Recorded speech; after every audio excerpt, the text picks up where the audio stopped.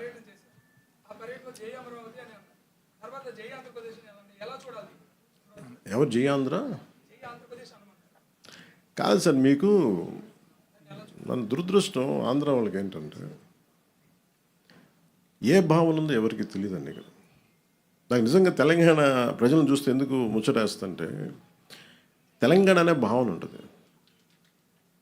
తమిళియన్స్కి తమిళ్ వాళ్ళకి అని ఉంటుంది, గెలవాలి ఉంటుంది. ఆంధ్రాకి సబ్ రీజనలిజం ఎక్కువ, లేస్డ్ విత్ కాస్ట్. అందుకు ఇక్కడికి వచ్చి పెట్టాం. మీరు అడిగిన ప్రశ్నకి ఎందుకు పెట్టాం ఇక్కడ అంటే అట్లీస్ట్ మీకు ఏదో ఒక భావన, ఆంధ్ర అన్న భావన ఉంటే మంచిదని. ఇప్పుడు జై అమరావతి అంటే ఏమవుతుందో చెప్తాను. ఎందుకు చెప్పానంటే ఆ మాట, మీరు కనెక్ట్ అవ్వరు. Suppose if you are part of Amaravati I don't know, ఒకవేళ you are not a part of Amaravati, suddenly ఇదేదో అమరావతి వెళ్ళిపోవడం అంటే మాకు సంబంధం. బట్ వాళ్ళు ఇచ్చింది 33,000 ఎకరాలు, 30,000 మంది పైకి రైతులు ఇచ్చి small slogan can make a difference. Small slogan. Karl Marx ఎక్కడో జర్మనీలో కూర్చొని మొత్తం ప్రపంచ కార్మికులారా ఏకం కండి అని కూర్చుంటే ప్రపంచం ఏకమైపోయింది. It all depends on what kind of slogan. అందుకే నేను ఆ ఉద్దేశంతో చెప్పాను తప్ప మీరు కూర్చోబెట్టి జై ఆంధ్ర అని కూర్చోబెట్టి నన్ను ఉన్నత స్థాయికి వెళ్ళమని చెప్పాలి. At least have an identity, at least have an identity, some kind of identity which is good for the state. అందుకని భారతీయత ఎక్కడ కోల్పోమని చెప్పలా. కానీ దీన్ని సబ్ రీజనలిజంకి తీసుకెళ్తే ఇంకా విడిపోవడానికి ఏమి లేవు. అన్ని రకాలుగా విడిపోయాం ఇంకా అందరం. ఇంకెక్కడ కలపడానికి ఉన్నాయి తప్ప ఇంక విడిపోవడానికి ఏం లేవు. అన్ని రకాలు. ఇప్పుడు ఈ కమిటీ తాలూకు ముఖ్య ఉద్దేశం ఏంటంటే మేము కలపడానికి ఉన్నాం, విడగొట్టడానికి లేవని చెప్పడానికి. Thank you sir. జై హింద్. అమర్జీ పొట్టి శ్రీరాములకి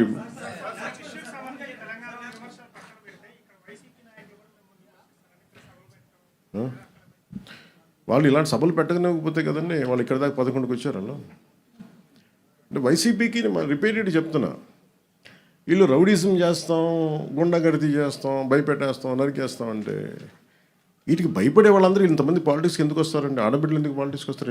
రౌడీలు కానీ గుండాలకి భయపడితే there is a policy matter. మీకు నచ్చిందా పాలసీ? మీకు అమరావతి ఎంత కావాలో అంత కావాలా, 3 రాజధానులు కావాలా, అదేదో అదే చెప్తున్నాను. అదేదో నచ్చరాగా ఉంటుంది పేరెంట్. అందుకే అంటే నేను ఒక ఎంత ల్యాండ్ కావాలి అనేది అదొక ఇట్స్ ఆల్ డిపెండ్స్ ఒక్కొక్క విషయం.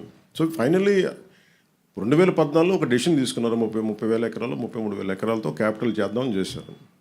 అది కనీసం అమరావతికి పరిమితమైంది. అండ్ నాకు తెలిసి ఎన్ని కిలోమీటర్లు సార్? ఒక హౌ మెనీ కిలోమీటర్లు?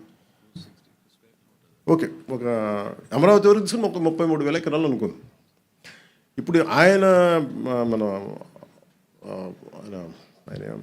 గత ముఖ్యమంత్రి వాళ్ళనే మాట్లాడి కూర్చోబెట్టి మచిలీపట్నం అంట, విజయవాడ అంట, గుంటూరు అంట, వాళ్ళు ఇంకా పెంచేశారు. 3 రాజధానులు అయిపోయినాయి. ఇప్పుడు మొత్తం 3 జిల్లాలతో కలిపి రాజధాని కావాలంటే ఇప్పుడు వాళ్ళకి అది వచ్చింది. నేను అలా చూస్తున్నాను దాన్ని. అంటే మొత్తం మళ్ళీ రియల్ ఎస్టేట్లు అమ్ముకోవచ్చు, ఇంకోటి చేయొచ్చు. ఎప్పుడు సాగుద్ది? చాలామంది చచ్చిపోతారు ఇవన్నీ ఈ లోపు. చాలామంది పోతారు. ఎందుకంటే అంతకాలం ఒక రాజధాని నిర్మాణం కానీ ఇవన్నీ కూర్చోవాలంటే రూమ్ ఒక రాత్రి నిర్మింపబడలేదు కదా. హైదరాబాద్ రాత్రి నిర్మింపబడిందా? ఈ రోజుకి మీకు సైబరాబాద్కి వెళ్తే 30-40 సంవత్సరాల క్రితం 30 years బ్యాక్ స్టార్ట్ అయిన సైబరాబాద్ ఇంకా కన్స్ట్రక్షన్ జరుగుతూనే ఉంటుంది. ఇంకా అవ్వలేదు, అది ఎప్పటికీ అవ్వదు కూడా. అది కాన్స్టెంట్ కరెక్షన్ నిర్మాణం జరుగుతూనే ఉంటుంది. అలాంటిది ఒక కొత్త రాజధానికి అదే కదా మన దేశం. నేను కోరుకుంది, మన రాష్ట్రంలో అదే కోరుకుందా. ఐక్యత లేదు, ఒక ఏకాభిప్రాయం లేదు.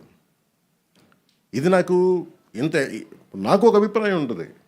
ఇంత రాజధాని ఏ సైజులో ఉండాలి నాకు ఒక అభిప్రాయం. కాబట్టి ఇంక అందరూ కలిసి ఒక నిర్ణయం తీసుకున్నారు కదా. తీసుకున్నప్పుడు ఇంక దాన్ని ముందుకు తీసుకెళ్ళాలి, దాన్ని ఒక ఆచరణలో పెట్టాలనుకుంటాం తప్ప ఇంక దాన్ని ఇంకా కన్ఫ్యూజన్ తీసుకొచ్చి ఇంకా దాన్ని చండాలం చేసి ఇది కొంచెం రైట్ ప్రాసెస్ కాదు సార్.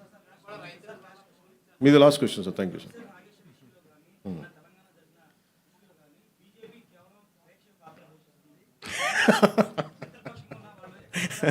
అది బీజేపీ నాయకులు అడగాలి సార్. నన్ను అడిగితే నేనేం చెప్పండి.